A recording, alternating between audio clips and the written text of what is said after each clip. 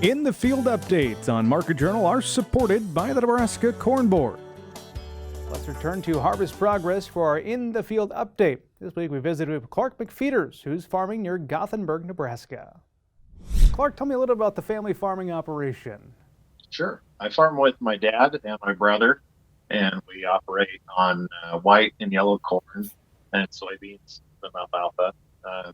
Generally, our corn's food grade, so we have kind of a specific set of requirements for that.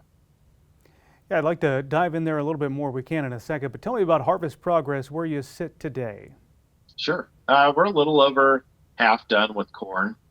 Finished all our beans before we moved into corn, and it's been kind of a little maybe higher than average grain moisture, which slows us down a little bit. Right now we're stacked up behind the grain dryer, and guess everyone will get a little bit of time to spend some time trick or treating with their families at least. So we got that a little bit early.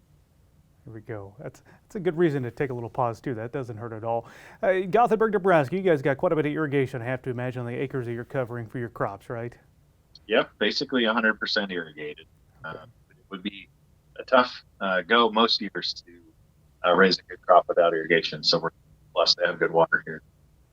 Food grade corn, that's not something we've talked about this year on our In the Field updates. Tell me a little bit about that. Do you guys have a plant there near Gothenburg? I understand you can take that too, right? Yep, that's correct. We have Frito-Lay here in right in Gothenburg, and so we grow white and yellow corn.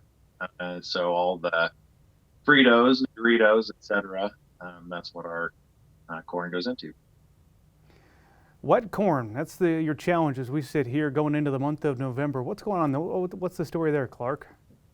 Well, we probably planted a little bit later on corn than average. We actually were rained out for 12 days in the middle of corn planting, so that always pushes harvest back a little bit. And even just kind of weather conditions, it seems like toward the end were more conducive to not having a lot of really fast dried. Well, let's look back kind of a little bit on the harvest and growing season altogether. As you look back on the year, I guess, how are you going to remember 2023?